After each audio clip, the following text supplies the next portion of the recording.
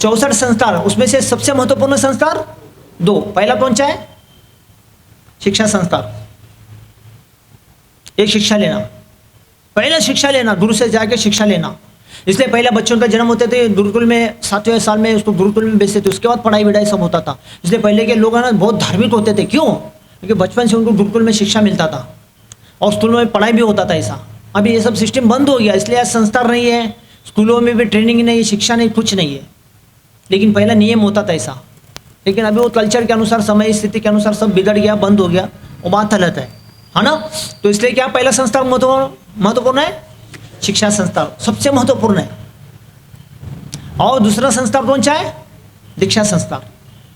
शिक्षा के बिना किसी का दीक्षा होता नहीं है, इसलिए शिक्षा लेना बहुत पूर्ण होता है। शिक्षा से क्या होता है? हमारे जीवन में पूरा प्रारब्ध पलटी हो जाता है। क्या होता है?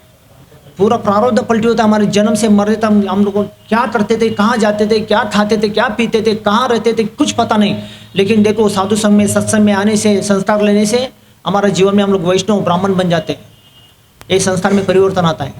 तो संस्कार के बाद ही, शिक्षा संस्कार के बाद ही हमारा दीक्षा होता है बाद में। इसलिए दीक्षा संस्कार से पहले शिक्षा संस्कार महत्वपूर्ण है।